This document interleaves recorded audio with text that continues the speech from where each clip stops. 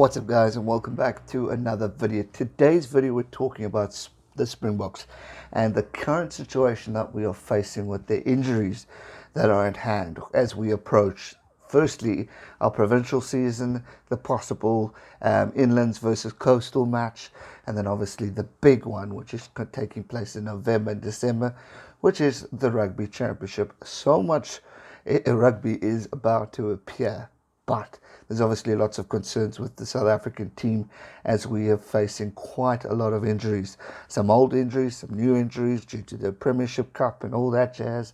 So it is a lot of concern. There's talks of us sending over an inexperienced team. There's talks of us still sending over a team due to the fact that it's obviously financially needed for SA Rugby to go ahead with this tournament. And we're also going in with possibly as Lucanio Elm as our captain. The reason is because Sia's availability is in doubt after he suffered that massive injury in the Super Rugby campaign. Yes, he might be ready to come back for the Stormers, but the question is he physically ready for an international contest against a team like the All Blacks, Argentina or Australia? It's going to be physical, it's going to be intense, so you don't want to risk the career of a guy like Siya Kolisi, whereas you want to let him rest a little bit longer so they are indeed ready for this tournament. Not only is it Siya, I mean, that's just one of the talks. There's Eben Etzebeth, there's Jacques, there's Ergia Snyman, there's Peter Steph de Toy, there's Handré Pollard, likely, and these guys are all likely to miss the big one, which is the Rugby Championship. We probably won't look at the guys who are playing over in Japan, which is Franco Mostert, Malcolm Marx, Kwagga Smith, Jesse Creel, and Willie Leroux, because they're pretty much not match fit, as nothing's happening over in Japan right now. So they technically might not even be ready. The question is if they're allowed to come back and play in the South African version, South African provincial tournament. That can at least get them a go-ahead. We've also need to think of, can we have the luxury of going into our overseas players that are currently playing there who are still physically doing well? I mean, Cheslin Colby is doing extremely well, and there's many others over there. Can we go into that and bring these players over? And I mean, not just that, it's the COVID restrictions, it is the quarantine times. I mean, where are we going to meet with these players? Are they going to come home? I mean, there's already so much restrictions in South Africa due to COVID-19. Is it viable? Will they meet us over in New Zealand for the tournament? It's just, there's a lot going on. If these guys are allowed to escape and come over and play provincially here, that would be great, because then they could at least get some provincial game time and have an experience. But then there's more question, and not only the depth point of view, and trust me when I say it, for me, South Africa's got a lot of great depth, which is definitely exciting for us as fans. I mean, Handré Pollard is a massive, massive loss, but we know there's the likes of Elton Yankees. If on form, he's a good, solid player. Robert de Pre, okay, he's overseas, but there's backups. But Kerwin Bosch, let's not forget him as a potential. Yes, he's young, but this might be the opportunity for this guy to stand up and say, boom, boys and girls, I'm here. Fussy as well from the Sharks. It's a great opportunity for the youngsters to really put up their hands and say to Coach Jacques, I am here. I want an opportunity.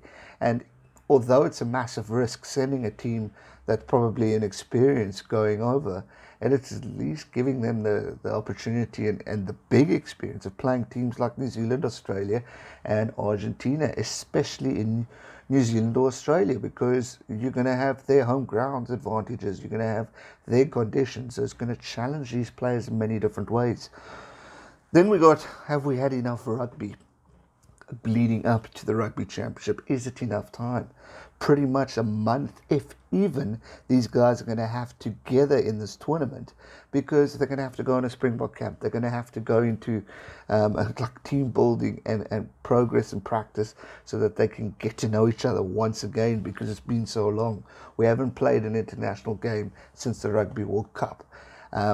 We haven't played a rugby game, South African provincial teams, since Super Rugby 6-7 months ago. So it's a very long time since these guys have been physically active, and I think that's the biggest concern. Yes, we are back to physically training, but there's so much worry of, oh, will we be ready? I think we can do it. I think we can pull it together.